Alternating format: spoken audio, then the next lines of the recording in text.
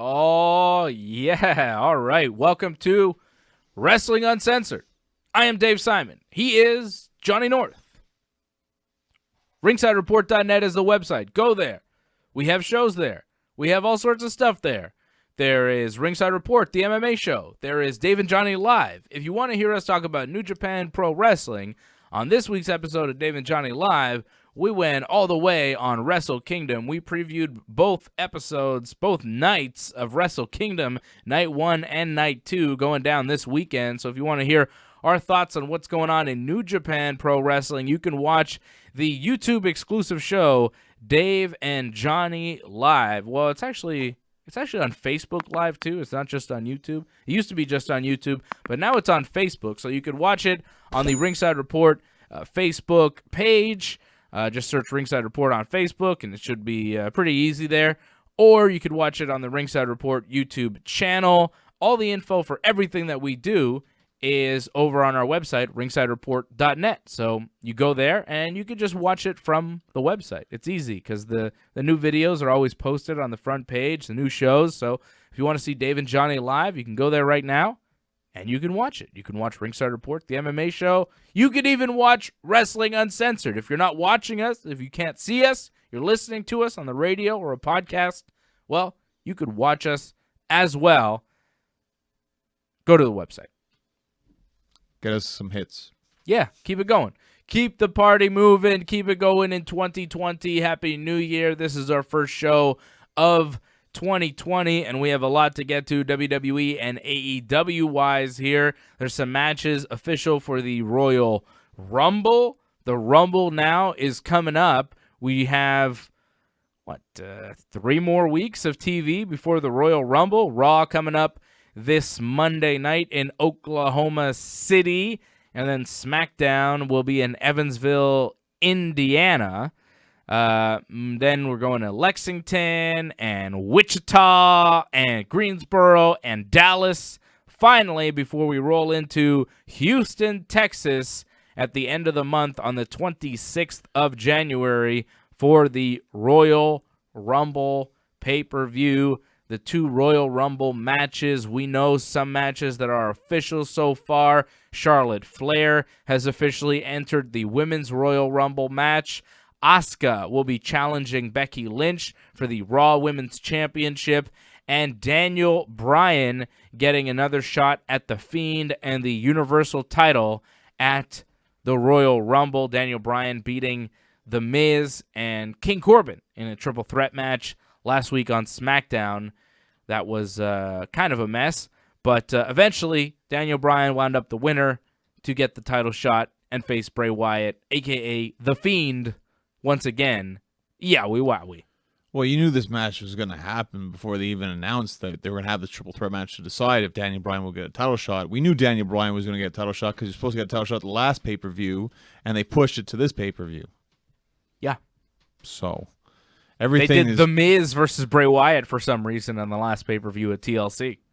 Everything's been kind of predictable. They just kind of threw a bit of wrench into the plans where it didn't happen, then it happened, then it didn't happen throughout the whole show, pretty much killing 2 hours for just one match. Yeah, that was not great. No, it's not great. That's why SmackDown's not great. King Corbin's going to wrestle, and then King Corbin's not going to wrestle. And then, well, is Roman Reigns there, or is he not there? And then he shows up, and Dolph Ziggler's there to help King Corbin, and then Roman Reigns chases them both away, and then it just becomes Daniel Bryan and The Miz basically in a one-on-one at the end of the show, which happened, how many times did they try to do that match? 3 times? 3, I think, yeah. 3 times. 3 times. I think start, middle, and end, I think. Yeah. Yeah. Daniel Bryan shows up in the ring for a match. King Corbin then showed up, and he's cutting a little promo. And then Miz and Bryan, they're there, and Corbin's like, you guys are bad fathers. He's, really trying to get heat, you know? And Corbin says Bryan's no longer championship material, saying all sorts of stuff. And then Roman Reigns shows up, and Corbin's guys, he's got, security guys with him. But Roman, takes them all and beats them up, and then Corbin runs away, and then he goes backstage, and he's like, I don't want to wrestle this match. We have to postpone this thing until Roman Reigns is, out of here. So they tried to do the match, didn't happen. And then later on in the show, it's Daniel Bryan and The Miz in a one-on-one match because they decided, well, if King Corbin's not going to wrestle, it's just going to be Bryan versus Miz one-on-one. Right, that's okay, fine. And then King Corbin's security showed up, and they attacked him, and then Daniel Bryan and The Miz took out the security, and then they went backstage to attack Baron Corbin, and then there was just a brawl. And then no match, and then still no match, and then other stuff happened, you know. Alexa Bliss and Nikki Cross did a thing, and then Sasha and Bayley wrestled Lacey and Dana Brooke, and then the match happened. Daniel Bryan, Miz, and King Corbin, finally they all decide to come out, and then, of course, Dolph Ziggler shows up. He attacks Daniel Bryan, and then Roman Reigns comes out to, like, stop King Corbin and Dolph Ziggler from being evil. He chases them away. So then again, it's just Daniel Bryan and The Miz, and eventually Daniel Bryan beat him. It was so long and drawn out. It felt like SmackDown was one match. Daniel Bryan, Miz, and King Corbin. Everything else that happened on SmackDown was like whatever, because it's just, I mean, the whole show focused on one match. It's all they had. It was pretty weak. And again, because it's something we knew that was going to happen like a month ago, yeah. For them to get to that point for one show, it just felt like a waste. That's it. They're spending a whole show getting to the point that we already know. We're already there, WWE. Catch up. It just felt like they had nothing for SmackDown. They shouldn't be playing catch up with us. We should be playing catch up with them, you know? They should be leading us. We shouldn't be leading them. It doesn't make sense. Well, to me, I feel they're putting the better stories on Raw, or they're trying. Yeah. They're trying for Raw. Where SmackDown, it's like, well, we don't really have much, so we're just going to try a bunch of smoke and mirrors and see how that works. You would think they'd try harder for SmackDown, though. It's on Fox. They have a bigger audience. Did you see Raw's on the USA Network. Did you see the commercial that the NFL put for SmackDown? They're like, do you know Sasha Shanks? Sasha Shanks? Yeah. I don't know that person. Exactly. They obviously don't know either. All right, so the announcers botched the name. So what? Well, it just goes to show they don't seem to really care, it seems like, when you botch names like that. Like, they got to care a little bit. I don't know. It's strange that SmackDown is so bad and it's the Fox show.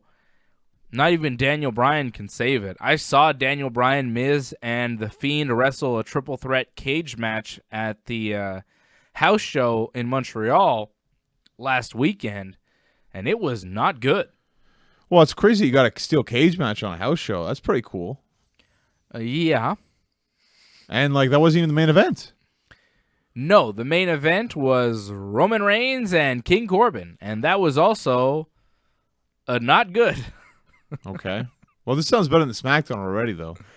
Well, I don't know. There were some good matches on the card. I thought the Revival against the Lucha House Party was very good. Not surprising. And it's funny, you know, you see people in person, and it's a different impression than when you see them on TV. Not for everybody, but once in a while, certain people. And I was really impressed with Lacey Evans. I'm not that surprised either. I mean, she's really tall and athletic looking. Like, she's way bigger than the rest of them. Lacey wrestled somebody. She debuted in Montreal, if I remember correctly. It was Lacey and Dana against Nikki Cross and Alexa against Sasha and Bayley in a triple threat. Alexa and Nikki wound up winning. Alexa rolled up Bayley for the win. The match wasn't great, but Lacey Evans looked really impressive. And she's improving. Like, every time she goes out there, I think she's getting better. When she started, she was not very good, but she was also not very experienced. And I think she's gaining experience. The last time I saw her wrestle here in Montreal, I was not impressed. This time, I was impressed. So, good on Lacey Evans. She's definitely getting better. I see why they see something in her now. I get it. Well, it's a lot like Roman Reigns. If you remember, he went years without wrestling a singles match. And everyone expected, like, oh, he's going to be in the main event, and he's terrible in singles matches because he never wrestled singles matches. But eventually, over time, he got better at it. Yeah. Give him the reps, and that's what they've done with Lacey. They gave her a good year on the main roster to get used to the people, and eventually she's gotten good at it. She's good. She's getting good, and she's not a terrible babyface. I thought she'd be bad because they booked her as a heel for so long. I didn't think that it would work, but it seems to be working for her. I like what Lacey Evans is doing. They started the show off really strong. It was Braun Strowman, Kofi Kingston, and Big E beating Cesaro, Sami Zayn, and Shinsuke Nakamura. Sami Zayn cut a great promo. He was in his hometown of Laval. He cut a promo talking about how much he loved Laval, and then he turned it and he said, you can be a WWE superstar. All you have to do is leave Laval. This place sucks. It was really good stuff. He got great heat. It's true, though. And the match was really fun. Well, yeah, he had to leave. Carmella wrestled Sonya Deville. That was all right. Lucha House Party beat Revival. That match was really good. And yeah, Lucha House Party beat the Revival. Well, it's a house show, but you just put the faces over. I mean, who house cares? show, house party. Yeah, it's a good one, actually, yeah. Daniel Bryan, Miz, and The Fiend pinned The Miz after Sister Abigail in that triple threat cage match. It was not great, but not... Well, you had the red lighting on, right, the whole time? Red lights was, yeah. It was a lot of, Daniel Bryan and The Miz, teaming up and kicking Bray Wyatt. It was kind of weird. And him just kicking out of double pins. Yeah, and after the match, Daniel Bryan got out of the cage and just walked away. It was nothing. He didn't seem that thrilled with how everything turned out. There was no waving to the crowd. There was no yes on the way out. It was like, okay, I didn't get pinned, whatever. I'm walking out and I'm leaving. He just bailed. It's a house show. It was interesting. You don't have to give it your all the time. Yeah, I don't know. Elias sang a song for a while. Dolph Ziggler came out, and then he sang with Elias, and then Shorty G came out, and Dolph attacked him. Then they had a very short match that Shorty G won. Yeah, that singing was really bad because I saw it on your Instagram story. Yeah. It was horrible. It was not good. And then it was the big dog Roman Reigns beating King Corbin in a Montreal street fight. Put him through a table with the old hoo-ah spear and pinned him 1, 2, 3. So, it was a fun night. It's fun to go see the WWE. Certain guys are fun. I like Nakamura and Sammy and Cesaro and Daniel Bryan, and Lacey Evans was really good. The New Day's always good. Braun Strowman doesn't do too much. Is he hurt or something? Because he's just not moving at all. I did hear he had an injury. That's why we didn't get the match with him and Nakamura at the last pay-per-view. He seems hurt. He seems like he's working hurt. That's too bad. Didn't seem himself. Seemed a little, How was Place Bell? It was all right.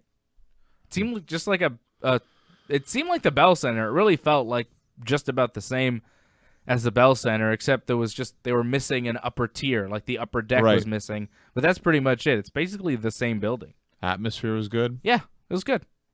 Now, you threw me off because you posted a photo before the show started when you said, Montreal time, WWE Montreal time, and I'm like, wow, this is not that great of attendance. But actually, the attendance got better when the show actually started. Yeah, no, I just posted a picture of the ring when I got there. I was like, yo, it's time for wrestling. But it's not time for wrestling. Well, no, it's like it's time for me to attend a wrestling show is what I was doing there. I wasn't like showing the crowd being like, oh, look, there's nobody here. No, it was a packed house. It was like a good 10,000 people there. I saw Lance Storm posted it because I guess Lance Storm produced the show. Hot crowd, great night, packed house, good time.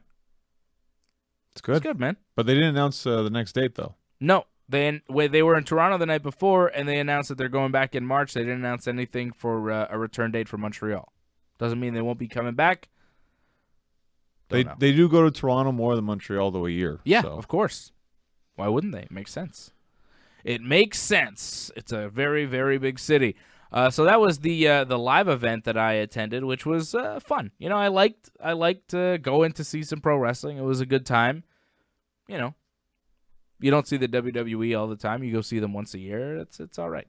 I like that you said your son's going to the next one, so that's cool. Yeah. I think I'm going to take him to the next one. I think he'll be able to handle it. Next time he'll be probably 3-ish, Right. Or almost 3, or just over. Depends when they come back, right? But I think the next time I'll take him. Well, they'll probably come back, summer, fall-ish? That's what we're thinking? I can see them coming back before or after WrestleMania. Oh, yeah? Yeah, Wow. they usually do that. Usually. They usually come about twice a year. They come around March or April, and then they come back around December, January, November, December. I thought we got spoiled this year with getting the second one, but okay. I don't know. We'll see what happens. I don't make the schedule, John. We'll see. Maybe AEW will come to Canada. AEW still hasn't done a show in Canada. Hopefully in 2020, they'll be making the trip north of the border. They were in Jacksonville, Florida this past week. Not their first time in Jacksonville.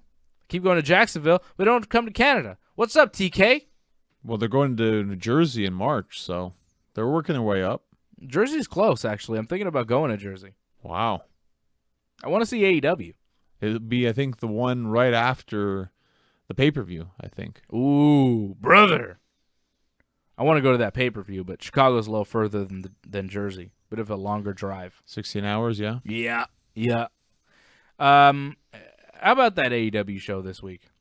It was good. Enjoyable. I thought the first match, again, I thought was the best match of the show. The Cody Rhodes Darby Allin match? Thought that was a great rematch. It was very good.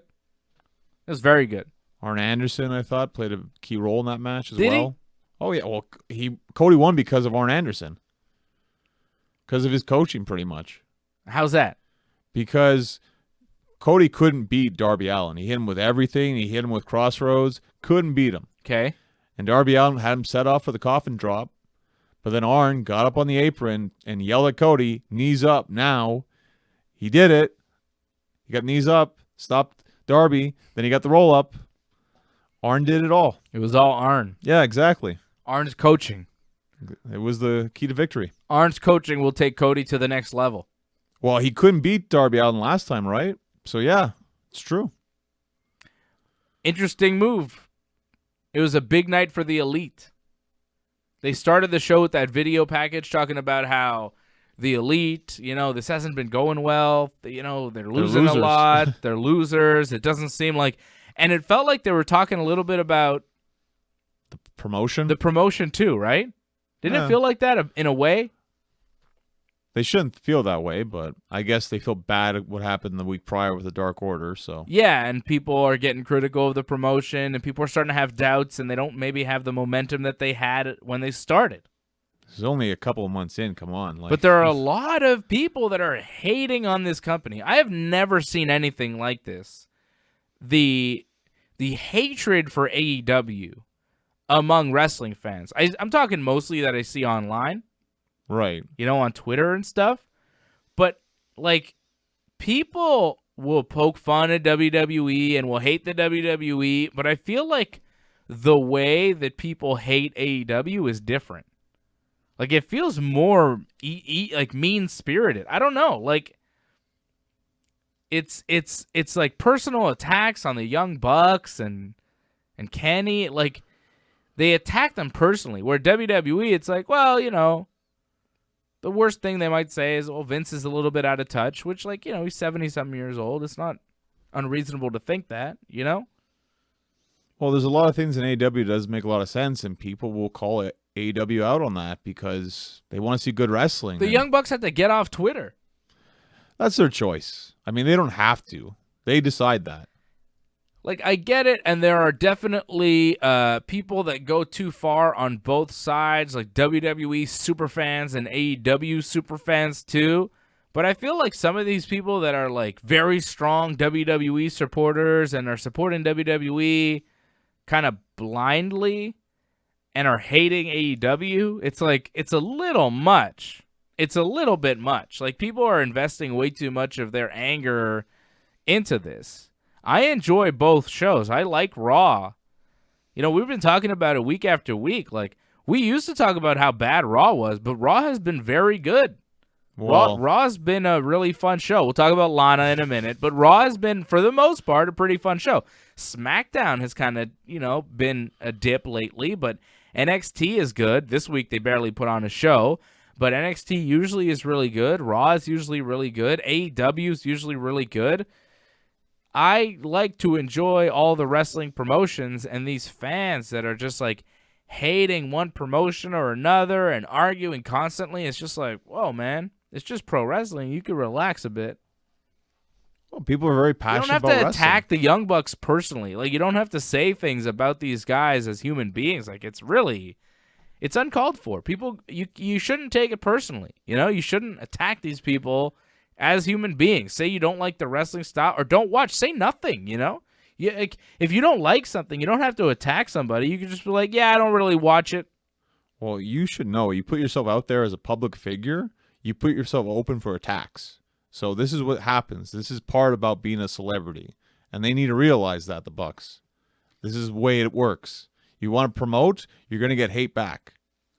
Yeah, well, whatever. A lot of these people that do these attacks, they're doing these attacks behind their computers. They would never do anything to their faces.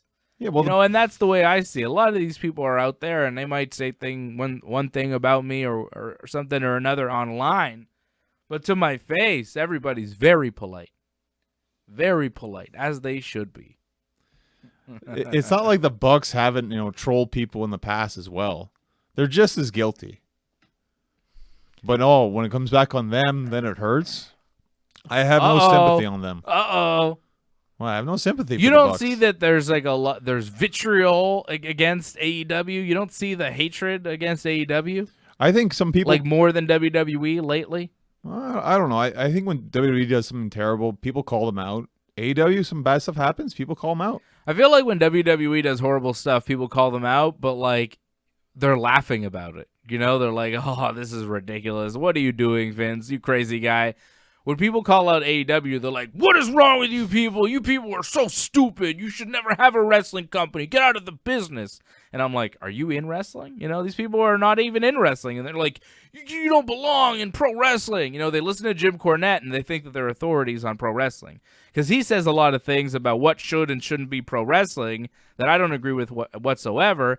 Him and a lot of other people, Vince Russo's of the world, they'll have a very definite idea of what is and isn't pro wrestling, and these people should get out of the business, and they have no business being in here, and they don't know anything. And it's like, well, then they have podcasts and they have listeners and they have a bunch of fans, right? And they agree with them, and then they go out and they have these opinions, and it's like, no, you guys are all idiots. You guys need to shut up. You don't know what you're talking about. It's like. It's Cornette. The cult of Cornette is really ridiculous. I think Cornette, at this point, he's he's bad for the wrestling business. Oh, I don't agree with that whatsoever. I think he is. Because he's just attacking, the art form. He's attacking the business. He's just one of these old guys that's like, oh, back in my day it was better, and it shouldn't be like this, it shouldn't be like that. Those GCW guys. Did you see those two kids that are flipping around in the ring and everybody's hating on them? You see that thing? Jim Cornette, lost his mind looking at that. It's like, come on, guys. Do you forget it's pro wrestling? Have you ever seen an Irish whip? Try to Irish whip me for real. Try. I dare you. I double dare you to Irish whip me and see if it works. Well, you're big and strong, John. You couldn't Irish whip me. You couldn't grab my arm, throw me into ropes, and first of all, I wouldn't get to the ropes. You would grab my arm, you would throw me, I would move a step or two, and then I would stop and be like, hey, why'd you arm drag me? What's the deal, dude? Right? That's all it would be. So all these people in professional wrestling that are like, this looks fake, this is a flip, this doesn't make sense, this is stupid. Dude, Irish whips are stupid. It's wrestling. It's not real. We know. You got to suspend disbelief. Okay? When I throw you into the ropes, you shoot off the ropes, and you come running back at me full speed, that's fake. Have you ever seen anybody in the UFC grab a guy, throw him into the cage, and that guy runs into the cage and bounces back? Oh, no, because it's not ropes. Well, they had a ring in Pride, and no one did it there. Okay? It's not real. Okay? An Irish whip. It doesn't happen.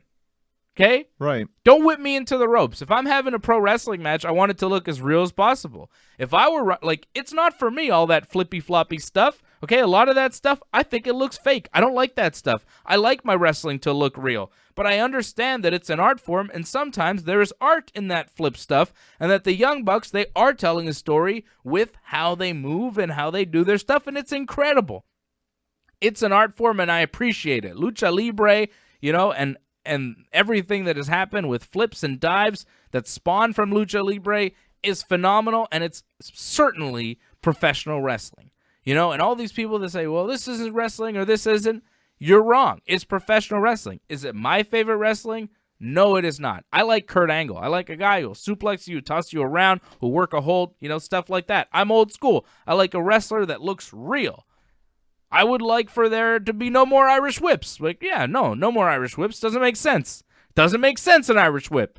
Why would you throw a guy into the ropes, and why would he run back at you? It doesn't make any kind of sense. But I appreciate it. I suspend disbelief. It's pro wrestling. It is what it is. Okay? And all these people that are saying, well, this is wrestling and this isn't. No. If it happens in a wrestling ring, it's wrestling, no matter who's doing it. You may not like it. It may not be your cup of tea. But to say that it doesn't belong in the wrestling business is wrong. It's incorrect. Well, yeah. Everyone's going to like... Suck it, Cornette. What are you going to do? Cornette's challenging people to fights now. You see that? He's online. He's challenging this guy from PW Torch to a fight. Confront him in person. Blah, blah, blah.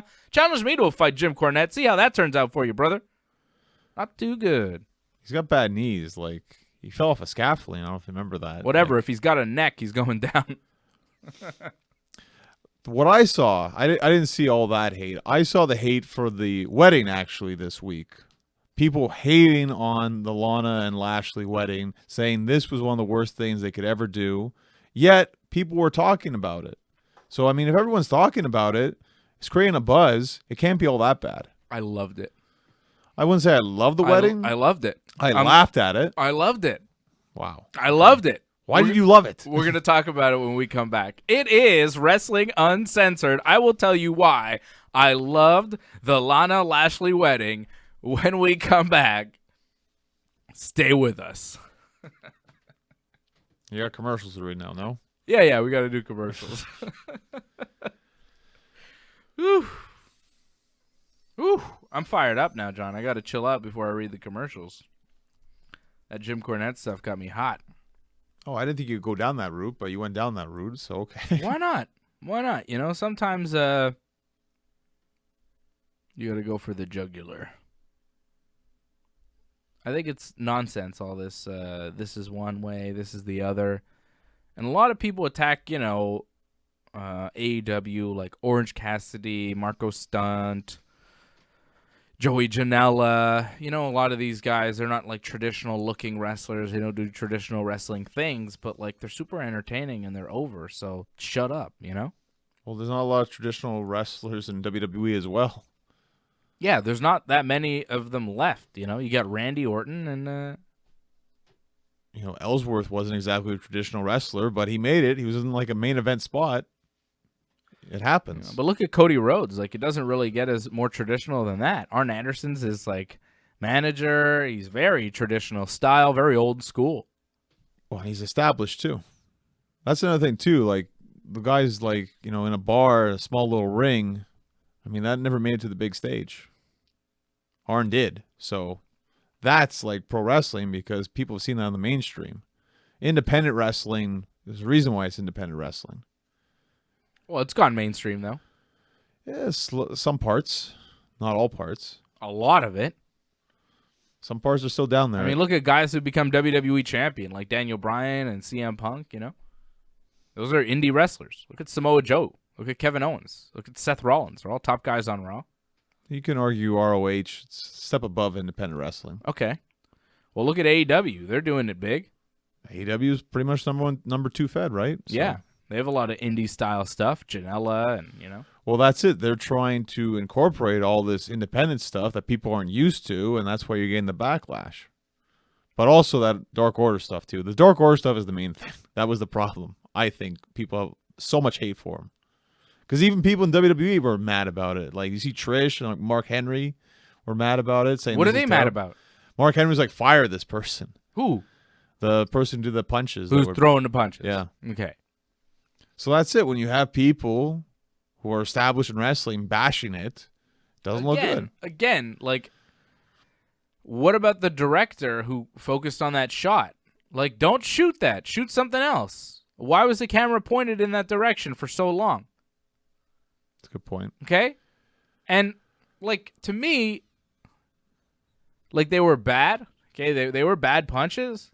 Right. But, like, we're really talking about punches not connecting in wrestling? Like, it's the worst thing that's ever happened in the wrestling business? Are you kidding me? Well, how many times do things not connect in professional wrestling? Like, they're not supposed to connect. What are you talking about? What the fuck are you talking about? It's fucking ridiculous, man.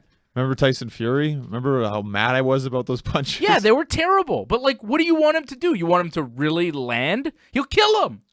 It's Tyson Fury. He's a professional boxer. He's a heavyweight champion. What are you talking about? No, but like, that's the thing. Like, okay, punches don't connect. Okay, fine. They looked really bad. Whatever. I get it. They look bad. But, like, come on. Like, the amount, and that's what I'm talking about a little bit, about that AEW. Like, people freaking out like it's the worst thing they've ever seen. Like, I've seen way worse. Shane McMahon. Like, are you kidding me? Okay, those punches were bad, but we've seen punches not connect in pro wrestling our entire lives. How are we acting like this is the first time a punch is totally missed? Yeah, there were 4 or 5 in a row, but, like, that's happened before.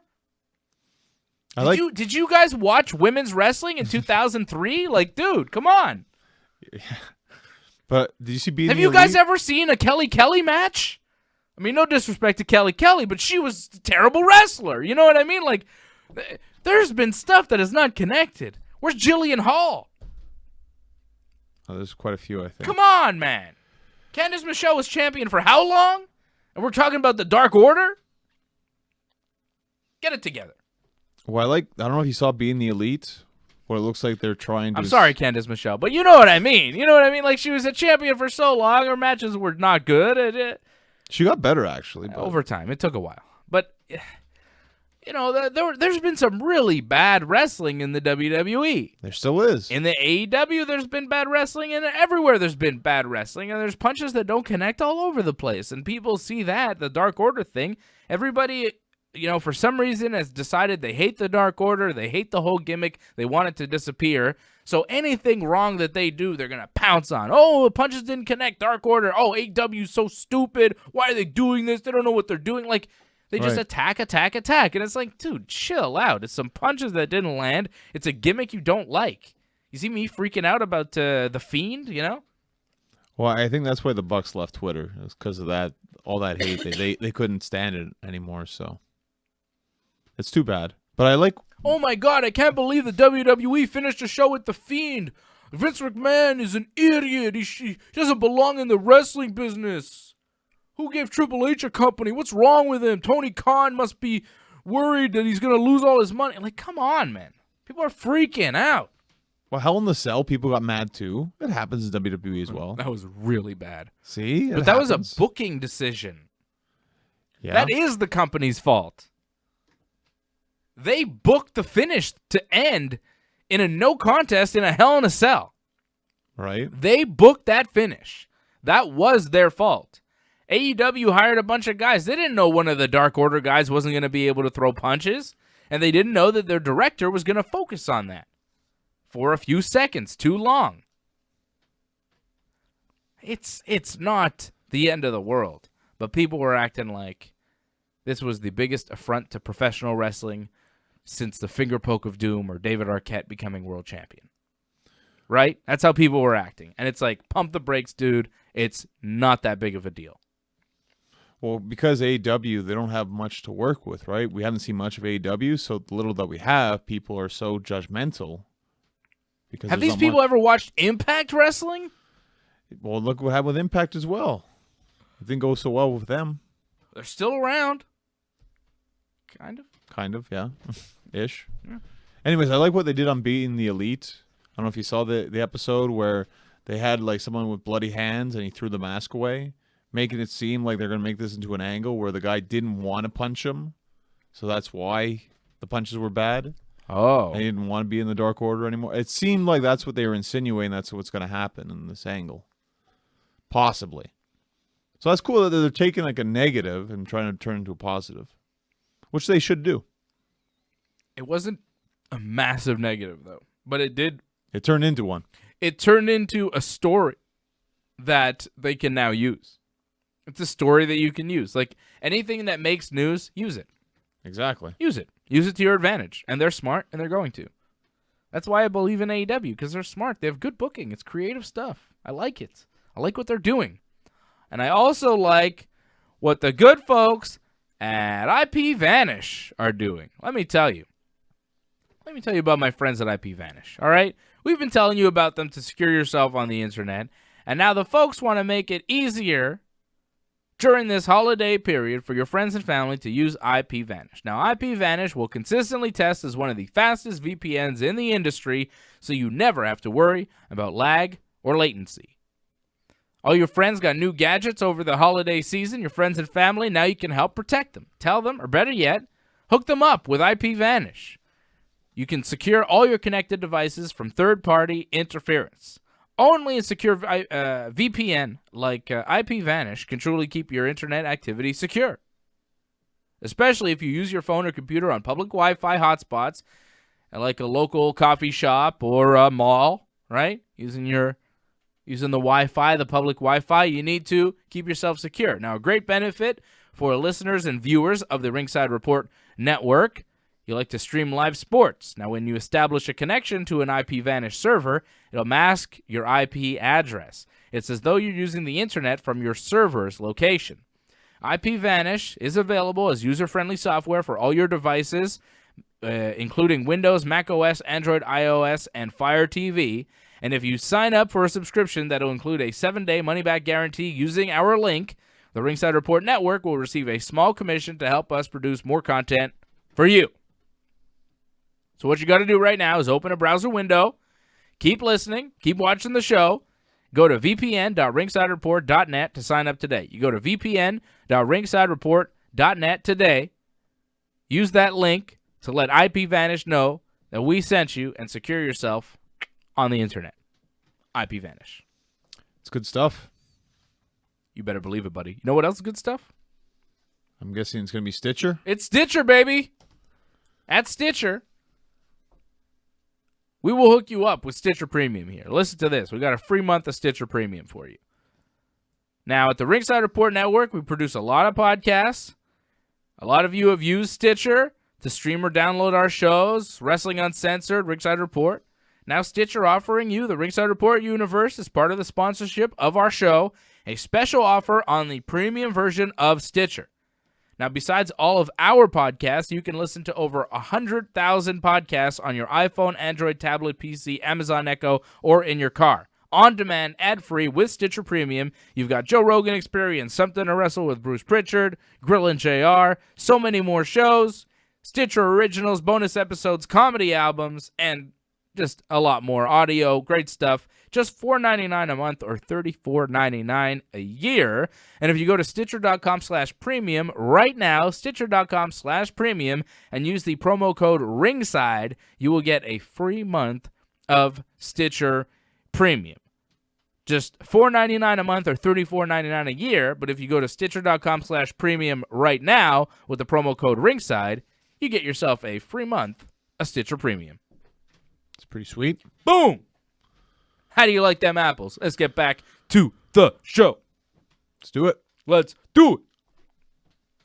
All right, welcome back. It is Wrestling Uncensored. I am Dave Simon. He is Johnny North.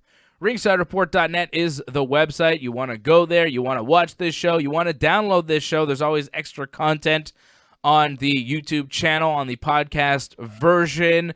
We do a little commercial break. We talked a little bit more about AEW. It just never stops. The fun never stops, and you can watch and download and listen to everything that we do over at ringsidereport.net. If you are watching this show, like the video, subscribe to the YouTube channel, and click the bell when you do so you get the notifications every time that there is new content. Very excited for the 18th of January. We are in January, and we have a big night on the 18th for UFC fans. It's the return of Mystic Mac, Conor McGregor, the notorious one, Conor McGregor. There's only one. Taking on Donald Cowboy Cerrone. Oh my goodness. We're going to be doing a live watch-along for that on Saturday, the 18th of January on the YouTube channel. We'll also be doing a live watch-along for the Royal Rumble coming up on the 26th of this month in Houston, Texas for the WWE.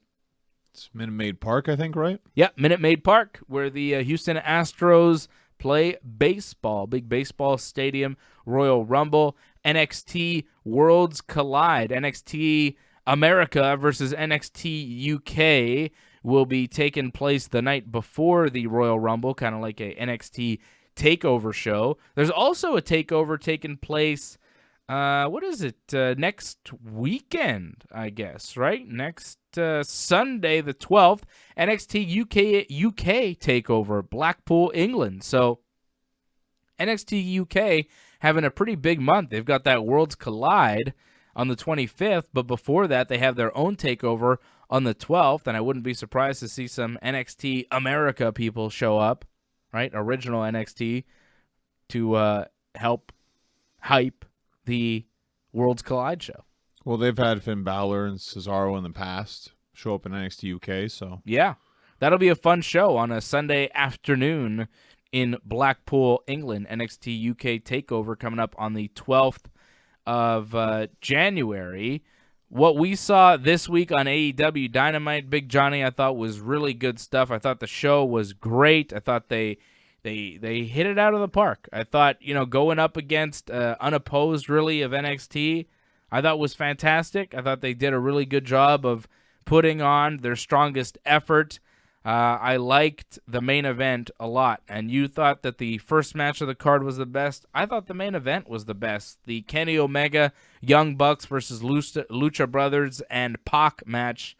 Kenny getting the pinfall on Rey Fenix after the One-Winged Angel. Kenny looked like a real superstar. He looked like the star that he is in this match, and it really completed a big night for the Elite. Cody getting his win, the Bucks and Kenny getting their win. It was big for the Elite to all come away with victories on the first AEW Dynamite of the new year. it was good. I just thought there was a lot of action and a lot of storytelling, where in the first match you had pretty much everything. So that's why I thought the first match felt more like a complete match. You had Hangman Page on commentary, and that kind of just got left hanging as the show went off air. So it's like, what's going on with that? Well, Hangman is in the Elite, but he doesn't seem to be with them right now, right? Like, he's kind of separate from them. He was on commentary. He's drinking. He's kind of doing a drunk angle a little bit where he's drunk all the time. Right. And after Kenny and the Bucks won, Cody jumped in the ring and went to celebrate and invited Hangman in, but he didn't want to go in. I think he just... So there's something brewing there with Hangman and the Elite. Maybe it'll be Hangman versus Cody. Maybe it'll be Hangman versus Kenny. I don't know what it's leading towards, but something's going on where Hangman is breaking away from the Elite. Well, I think he kind of really has. He doesn't really want to be a part of it. He's just like, well, me and Kenny are a good tag team, and they are going to team again next week on Dynamite, and I could see them again have problems. I could see it being Kenny versus Hangman. At the pay-per-view. Revolution, yes. Possibly, yeah. It's a long ways away, though, still, Yeah. Revolution. So before they finally break up, there might be some more twists and turns, I think. Yeah, I'm not sure where it's all headed, and that's part of why I like it, right? Like, I'm not really sure. Like, I'm not sure what Jon Moxley's going to do. Now, it would seem like he wouldn't take the offer from Chris Jericho. So, Jon Moxley beats Trent this week, hits his dirty deeds. I thought the match was very good. Jon Moxley's, I think, best singles match on TV, for sure. All right. I think you might be right there. That was a good match, you know? And then Sammy Guevara shows up, and then Chris Jericho shows up on the big screen, and Jericho says, Moxley, you're the premier wrestler on the planet today, and I'm going to offer you a vice president spot in the Inner Circle. You get 49% of the Inner Circle LLC, and you get this brand new Ford GT car as a gift, and really offers Moxley a very good deal to be the kind of co-captain of Jericho's supergroup, the Inner Circle, with, Proud and Powerful, Jake Hager, and Sammy Guevara. Moxley gets on the microphone, and we figure that we're going to get the answer here, but we didn't. And that's what was, I think, my lone disappointment on Dynamite, because I thought we were going to get an answer, because Jericho last week on the show was like, we have a big surprise for Jon Moxley. It's going to be January 1st, and we're going to, see if he's going to join the Inner Circle. So I thought that on January 1st, we find out if Moxley's joining the Inner Circle or not. But Moxley gets on the microphone, and he goes, I've always considered Chris Jericho a friend and a mentor, and out of respect to him, I'm going to answer in person next week.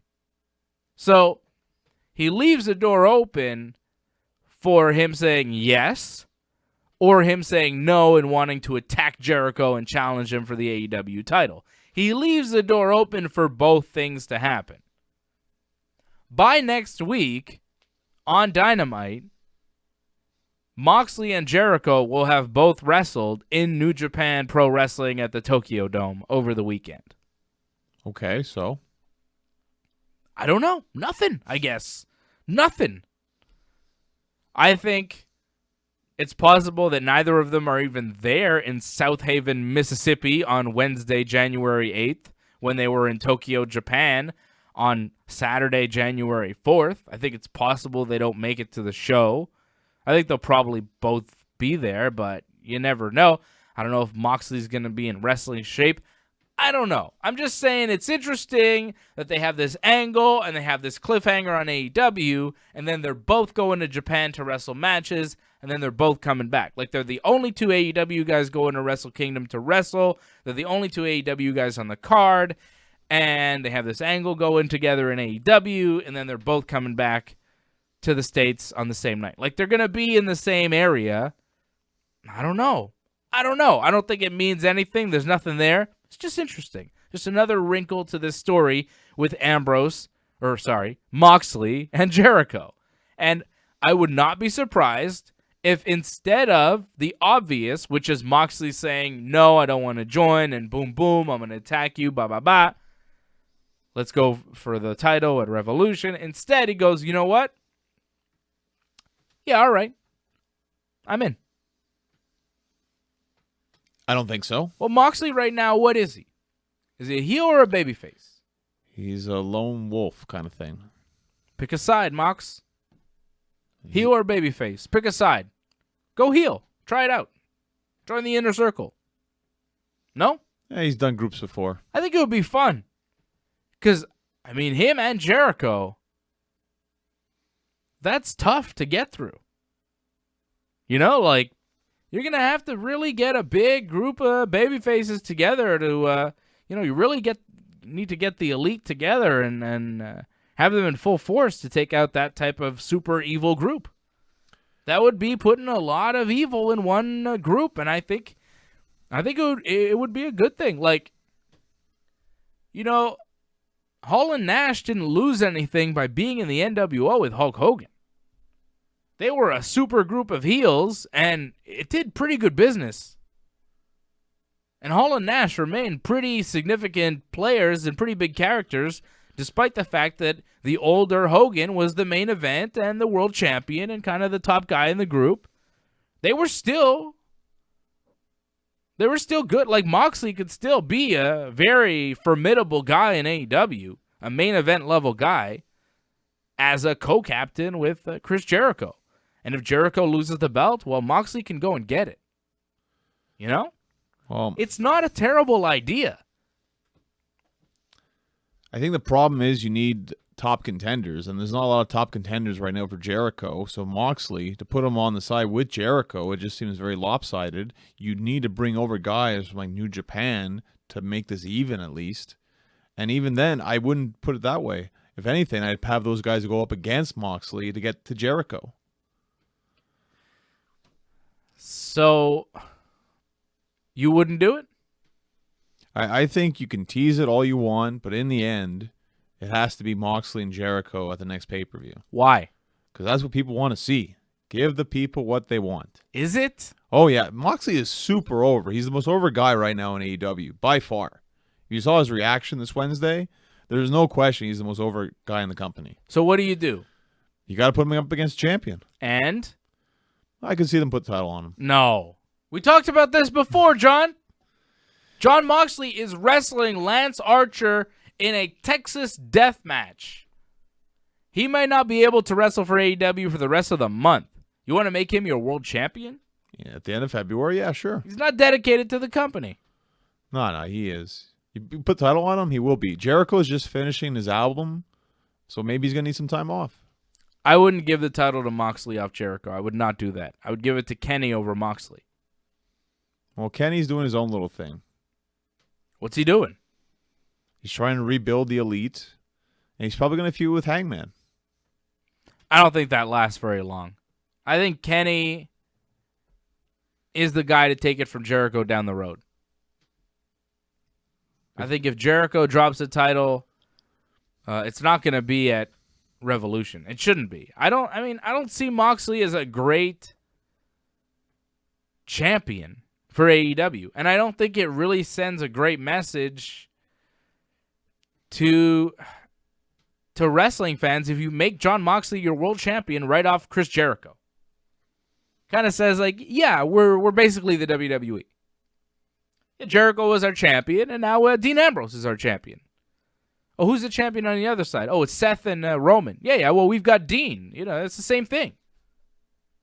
Like WWE light, and I think it's you don't want to do that. You want to separate yourself. You want to show why you're different, Moxley's good, but I wouldn't make him the world champion now. Anyways, I wouldn't make him world champion right now. Jericho, that's one thing, but then if you're going to go Jericho to Moxley, it's like, what's next? People had Jon Moxley as Wrestler of the Year last year. Sports Illustrated had Jon Moxley as Wrestler of the Year. Who cares about what Sports Illustrated said? Who's Sports Illustrated? Some people take that as a lot of importance. I take it as nothing. It means nothing to me. The only Wrestler of the Year that I care about, the only person's opinion that I care about is mine. I honestly do not give a damn about anybody else's opinion about who's Wrestler of the Year or Wrestler of the Decade. I do not care because it's simply opinion. There is no one true answer, right? There's no answer. It's not like 1 + 1 = 2, and Sports Illustrated they say it's 3. Oh, I guess it's 3 then. It's not like that. It's like, well, yeah, okay, well that's just in the words of the great in the dude in The Big Lebowski. Well, that's just like your opinion, man. And I don't really give a damn about your opinion, I feel you on that one, yes. Yeah, like why would I care about somebody else's opinion on who Wrestler of the Year is? Oh, I think it's Jon Moxley. Yeah, I think you're a jabroni. So, it's my opinion. You may or may not be a jabroni. Well, you can't deny his reactions that he gets. And the fact is, he had one of the better matches again this week on Dynamite. And he's one of the better wrestlers going right now in AEW. He's on the rise. He never got a reaction like Cody did after that Dustin match or during that Dustin match. You kidding me? Cody's Wrestler of the Year. Get out of here with that Moxley stuff. We've been he shook things up. He left just because you leave WWE and do a podcast burying WWE doesn't make you Wrestler of the Year. Attacking Kenny, that was a great moment. Yeah, it was good. I mean, he was the most controversial Wrestler of the Year, I'd say. Most he made a big impact. He was a big story. One of the stories of the year for sure. But like Wrestler of the Year? Was his match with Kenny a wrestling match? Not really, but I guess some people will call it that. Like, I think Jon Moxley is 100 times better than Dean Ambrose. Right, okay, sure. But he's still not Kenny Omega. No, but they put him over. He's still Kenny not Omega. Will Ospreay. He's still not Chris Jericho. He's good. He's very good. But bubbly. Bubbly. All right? That's all I got to say. That's all I got to say then. Bubbly. All I got to say, it's a collision course that you can't stop. It's going to happen. Oh, I think Moxley should make the right move, take the car. I would take the car. Take the car, join the Inner Circle. I would love to join the Inner Circle. That'd be a great group. They're so cool. Oh, he might join, You get to hang out with Sammy Guevara. He might join, but in the end, he'll face Jericho. It's going to happen. Sammy Guevara beat Dustin Rhodes this week. That was a good match, too, but mainly for Dustin. Like, that was incredible what he pulled out. He's fantastic. Match. Sammy needs to work on his trunks. Like, they come up way too high every match, and this match was the worst. His whole butt was out. He had a massive wedgie. And he was walking around with it, too. It's like, the ref, somebody, like, tell him, like, hey, like, fix that. It wasn't cool. Jake Hager hit a low blow on Dustin that allowed Sammy to get the win there. A little bit of cheating from Jake Hager. Did you like the MJF promo? It was okay. Is that right? That's what it was. So, trying to set stipulations. It'll be MJF versus Cody at... I would never agree with those stipulations. It's ridiculous, the stipulations. Yeah, he gets to whip Cody? It's stupid. Well, never agree to that. Like, I would attack MJF instead of accepting the match. At least beat the crap out of him. Why would I ever let him hit me like that? Yeah. That's stupid. Well, speaking of stupid John, let's get to the main event here of the show.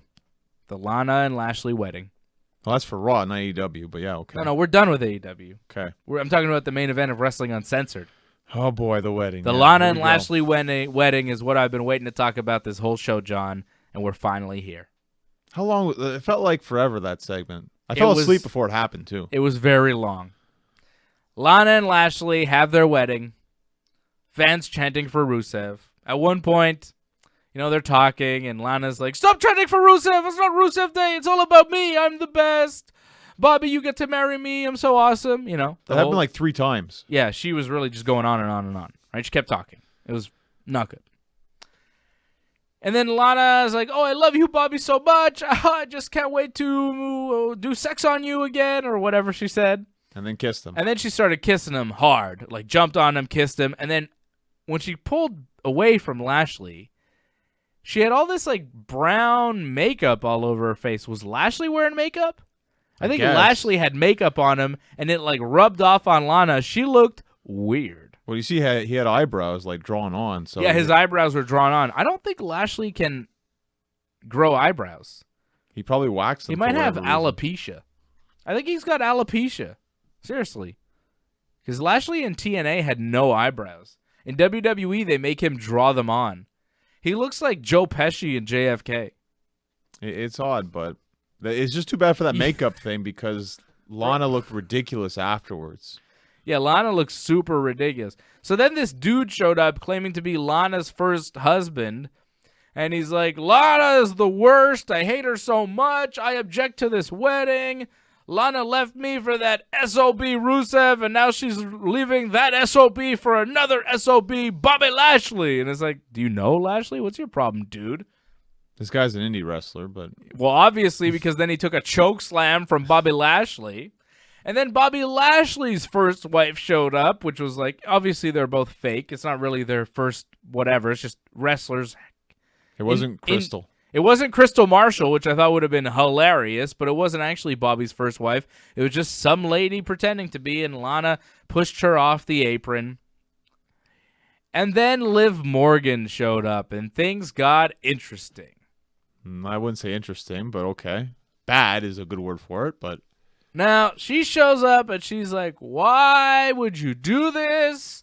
I thought you loved me. What is your problem?" And of course... you're supposed to be like, oh, she's obviously talking about Bobby Lashley. Lashley was in a relationship with her, and now he's going to marry Lana. But, like, it seemed clear from the jump that when Liv Morgan came out and started saying that stuff, she was talking about Lana, because it was just like, oh, yeah, they're going to go there, aren't they? Well, right? No, the crowd didn't realize that until she said, like, "Oh, I'm not talking about Bobby." And then the crowd was like, oh. Really? I kind of figured from the start. I thought that got the best reactions, actually, when she said that. So she's like, "No, I'm not talking about Lashley. I'm talking about Lana. Lana, I love you. How could you say that you love Lashley? What is your problem?" Then it got bad. Well, yeah. Well, it got bad right when they did that. Like, to use it to, like, shock people, be like, "Oh, my God, I can't believe that this," and, "Oh, my goodness." It's like, okay, it's a little bit... it's not really current of what you should be doing in 2020, but that's another story and whatever. We're going to talk about the wrestling aspect and not really the social aspect of this and how it's kind of, it's insensitive, but that's okay. Well, it's not okay, but it's not okay. It's not okay, man. It's like you shouldn't be using this to be like, "Oh my God, I can't believe she's a lesbian." It's like, well, or bisexual or whatever. It's like, yeah, okay, fine. It shouldn't be used to shock. Because there's nothing wrong with it. You know what I mean? Did you see what Sonya Deville tweeted about? No. Because she wanted to do an angle with Mandy Rose. Right. And they said no. Right. And yet they'll do it on Raw with 2 people that aren't lesbians. Right. I would be very upset if I was her. It's not cool. It's not cool for that reason and many different other reasons. So this is what the whole Liv Morgan makeover was all about, I guess. So Lana gets mad at Liv, she slaps her, and then they fight.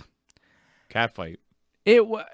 Now, what I liked about this was that Jerry Lawler managed to contain himself. Like, he was not yelling like he would have. This felt very throwback, didn't it? 100%. This felt like it was 1999 and we're just going for it. It was like Eric Bischoff, HLA was about to happen. I was like, they're either going to kiss or they're going to fight, you know? They should have kissed. It would have been more enjoyable. No one cared about the fighting. The fighting was bad. I would have preferred the kiss, to be honest.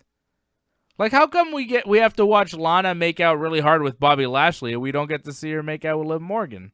I think that would be more entertaining for most of the audience. I think we'd enjoy it. Not in the way we should be enjoying it, though. So let's move on from that, all right? It's just wrong, all right? It's wrong. We shouldn't be seeing any of this. I don't want to see anybody kissing anybody on wrestling, to be honest. But if I have to watch Lana kiss somebody, I'd rather it be Liv Morgan than Bobby Lashley, right? Am I right? I don't know. I think I'm wrong. I think I'm a bit wrong. I don't think you're I'm wrong. sorry. I apologize for anything that I've said that has offended anyone at this time. Because this is a really touchy thing, and it's hard to get around this thing. So Liv and Lana fight, and it's like very catfight style, very old school style. You know, bad. Lana's dress is hiked up. You're seeing her underwear, and like Liv too, I think. Liv and she was wearing pants, wasn't she? I forget. So Liv, and they're just pulling hair and rolling around. Like, it's not wrestling. It doesn't look like current style attack or brawls. It's not like a brawl that Becky and Charlotte would have. It's very much it's very much a brawl that Stacy and Tori would have, right? Oh yeah. So it feels throwback, and for that I'm like, oh, this is kind of nice. It's like old school. It's a little bit. It's not too risque. It's not too terrible, but it's pushing enough where it's kind of like, oh, this is a little different. It was different. I liked it because it was a little different. It wasn't particularly good. It was for sure a little bit wrong, but it was like, oh, this is unusual for the WWE. They haven't done one of these things in about 10 or 15 years, you know? It just felt old school to me. It felt like nostalgia. Kind of like when I see Steve Austin do a beer bash. It's like, oh, they don't allow men to drink beer on TV anymore. Look at that Stone Cold doing that. It's like, look at Liv Morgan and Lana rolling around in their underwear. It's like, look at, this is old school stuff, you know? It just takes me back to a simpler time in society and professional wrestling. Probably not as good a time as we are living in right now, and it's wrong, and I don't want them to keep doing this stuff, but it was kind of like, for one night, if that's how they're going to end the year, all right, fine. Forget it, WWE. Piss everybody off. Make everybody mad. Why not? Let's just go. And then, of course, as Lana and Liv are rolling around, Rusev is in the giant man-sized cake that is already in the ring, because of course he is. Because it's a man-sized cake. That thing was huge. It was sitting in the corner of the ring. It was obvious Rusev was in there from the start. Couldn't get out of it, right? Yeah, he tried to get out of it. He has struggled. The best part of that whole segment, though, my favorite part of the whole segment, was Rusev's bow tie. Really? It was a formal occasion. He had respect. It wasn't him clearly calling spots in the ring? I didn't notice that. Oh, I noticed that. Clothesline, clear as day. I liked when he yelled at Lana as he came out of the cake, "Happy wedding!" Ah! Didn't like the entranceway almost like That's fall not what on you him say too? at a wedding. Happy wedding.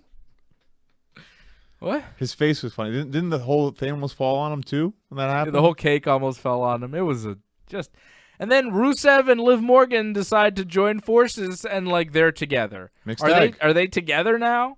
Mixed tag. That's what they're Is doing. Liv Morgan a lesbian? Is she bisexual? Does it matter? What's the story? I really initially wanted this to end in a polyamory thing. Like Rusev being like, Lana, I love you so much. It's okay if you want to be with Lashley. I will accept you. And Lana's like, I am a woman enough to handle both of you, man. And then Lana's just with both of them. I thought that would have been a cool story. That would have been very 2020, very like now, you know? What they're doing is like very 1999. They're not really current, but you know, that's the WWE. You know, I thought Lana or Lashley and Rusev even getting together as like a Billy and Chuck thing might have been fun for a while, but hey, they went the other way with it and brought Liv Morgan into this whole mess. So I guess we'll have a match, Lana and Lashley versus Liv and Rusev. Well, it was predictable, right? We said last week this Rusev was going to interfere. We didn't know how or why, but he decided to interfere anyways. And they threw Liv Morgan in there because they needed to do something with her. It would have been cool where it's like Liv is only this way because she thinks that's what Lana wants her to be like. If that was her character, that'd be good. Because that's how she was in the Riot Squad, right? She was that way because that's what Ruby Riot wanted her to be like. So now she's being like this because this is what Lana wants her to be like. If that was her character, that'd be fantastic. Instead of like, well, she's just gay. Well, but I don't think she is. Well, we'll find out, right? It just seemed like Liv Morgan comes out, she loves Lana, Lana slaps her, and it's like, it's on, I'm going to kill you now, we are bitter enemies. It's like, it switches so fast, it doesn't seem realistic. It's, again, these characters don't react in real ways. There was no moment where after Lana slapped Liv, where Liv was, like, sad about the relationship ending and all this stuff happening. It was just like, oh, we're wrestling now, it's back into pro wrestling mode, here comes a brawl, you know, it's like, there was no reaction. They didn't sell it well. It wasn't good television is really what it was. No, it was not good TV. Andrade and Ricochet was a good match. That was fun. I liked that. Oh, it's cool. Andrade's Randy Orton's champ. promo was really good. He fooled me. I thought he was really hurt. Yeah, it seemed like the real deal. And then when AJ Styles showed up and taunted him, the only thing where I was kind of like, I don't know, is when the guy was helping Randy in the ring, he touched his injured leg. If Randy was really hurt, that never would have happened. So I was kind of suspicious. But then as Randy kind of kept going on, and the more he talked, I was like, I don't know. Randy's not that good of an actor. I don't know. Maybe Randy's telling the truth. But then, of course, he hits the RKO, faking the whole time. It was good, though. It was a good promo from Randy. Well, I'm glad we're not going to get AJ Randy at WrestleMania. Hopefully it comes earlier. I didn't really want to see a rematch at Mania, and hopefully they do something better with those guys.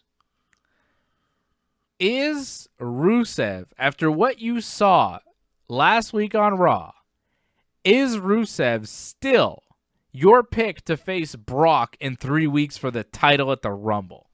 Brock and Lashley? Yeah, definitely. Brock and Lashley in a triple threat? Brock versus Lashley? Brock versus Lashley. I thought you said Rusev. You said Rusev. Well, a three-way. Make it three-way. So, not only is Liv Morgan being roped into this whole thing, but Brock Lesnar's being added into this story too? It's the main event storyline. It makes sense, no? That would be quite a twist. Liv and Lana just decide, you know what? We like Brock. He wins. We're going to go with him. Yeah, well, that's not going to happen, though. Brock, like, just, you know? Brock's cool, but they aren't going to make him that cool. That would be very cool. If Lana and Liv are just like, forget everybody else. We're on Team Brock, and Brock's just like standing there. Heyman standing there behind Brock, like, what is happening right now? Brock's like, yeah, I'm a ladies man, Brock. That'd be cool. We've never done that with Brock. Ladies man Brock. Well, better than Monster Brock. I'd be worried about that against the women. So. I like dancing Brock. That kind of died a little bit in the summertime. Yeah, it didn't last very long, but the boombox Brock, Money in the Bank Brock, Money in the Brock. Yeah, I liked Money in the Brock. All right. Anything else happened on Raw that you thought was worth anything? Charlotte and Natty, I thought had a good match. Charlotte cut a little promo there. I thought that was solid stuff. Kevin Owens got beat up by some guys, by Seth Rollins and AOP.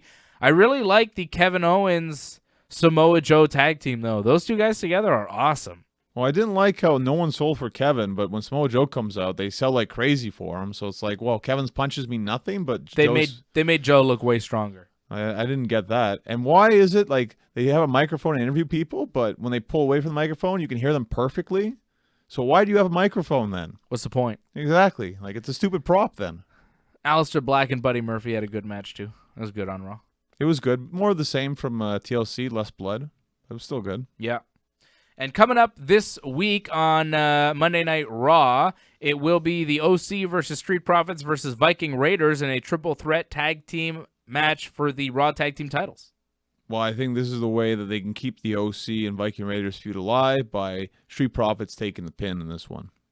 And Charlotte Flair and Andrade got engaged. Well, not on television. In real life. No, in real life. Yes. The real people. Congratulations. That's good. Woo. It's good for them. It's awesome. Talk about a wrestling family, right? R-Truth also won the title back on New Year's Eve as well. Oh, that's good. But Andrade's like father-in-law is going to be the Nature Boy Ric Flair. That's got to be a fun Christmas dinner. Sitting there around the table, you know, there's Nature Boy, there's Charlotte, There's the king of podcasts, Conrad Thompson. You know what I mean? What a weird family dinner that must be. That must be fun, though, actually. Right? Hopefully Conrad just starts podcasts with David right Flair's there. Like, what kind of, Yeah, Conrad should do a podcast. He should be like Christmas dinner. Like, Charlotte's there, Nature's there, Andrade's there, David Flair's there. It'd make money. In fact, I would watch that. That's money. Conrad's probably doing it already. That guy, he does a lot of wrestling podcasts. They're good, though. They are good. I listen to a lot of them. So I like what he's done. It's a smart idea, and he's got the contacts to bring, Yeah. He's good. He's a good, it's good. It's like the only other wrestling show I'll listen to that I'll care about, Well, Jericho, Jericho's show, and then the Conrad shows, like Conrad and JR and Conrad and Bischoff. I like Conrad and Pritchard. I like those ones. Arn's good, too. I haven't heard the Arn one. Arn's got a show, too? Yeah, Arn's got a show, How many too. podcasts does Conrad guy do? Seems like he does more than me. Just keep making money, man. Is he doing more than me? Probably. Unbelievable. Unbelievable. And coming up on AEW, we've got the Legends of Memphis night, whatever that means. They'll be in South Haven, Mississippi, and it's Legends of Memphis. I thought it was Homecoming. What happened? No, Homecoming was in Jacksonville. Oh, it's the anniversary show tonight, or on the 8th. No? I don't know. I thought it was Legends of Memphis. They hyped it as two different shows. Like, it's anniversary and Legends of Wrestling. Oh, the week after, they'll be in Miami for Bash at the Beach. Riho versus Chris Statlander for the AEW women's title will be taking place Wednesday night on Dynamite. Prediction? Well, Rio got pretty banged up in that four-way, so... She got beat up, and then Nyla Rose beat her up after the match, too. I'm going with Chris Statlander for the win, the alien. For the first ever title change in AEW history. Wow. Yeah. It's very possible. But I also feel like there might be a bunch of interference. What do you think? Give me a pick. I'm going with Statlander, the alien, for the new champion. I'll go with Rio to retain. And Cody and Dustin will be taking on the Lucha Brothers. That'll be fun. The Rhodes Brothers versus Lucha Brothers. First time ever. Yeah, it should be a solid match. And Hangman Page and Kenny Omega taking on Private Party. So, yeah, I think Private Party wins that one. Causes friction with Kenny and Hangman. So what, Hangman takes a fall? Wow, yeah, if Kenny took a fall in this one, wow, that'd be huge. Yeah, I don't think Kenny's taking a fall. I don't think Hangman takes a fall. I think they win. They're going to beat Private Party. And that's what's up on AEW Dynamite. Johnny North, when's your next match? When can people see you in the ring? January 25th, I'm wrestling Don Boulanger. It's in Anjou, 9001 Parkway Boulevard. Bell time is 7:30 p.m. I've dominated Don Boulanger in 2018, 2019. 2020, it doesn't change. It's going to happen one more time. For more info on that, follow him on Twitter at North Genesis, on Instagram at Genesis Johnny North. You can follow me on all the things at Dave Simon MMA. RingsideReport.net is our website. Go there. We got MMA coverage. We've got pro wrestling coverage. Everything from New Japan, professional wrestling on the latest episode of Dave and Johnny Live. Go check it out. Like the video, leave a comment, subscribe to the YouTube channel. You can watch us on YouTube. You can watch us on Facebook. You can watch us on all the things, and go to RingsideReport.net for more info. Thank you, everybody, for helping us out on the radio side, and thank you for listening and watching. Happy New Year. 2020 is going to be big time. For Big Johnny, I'm Big Dave, and this has been Wrestling Uncensored. Yeah. Yeah. Yeah. Yeah.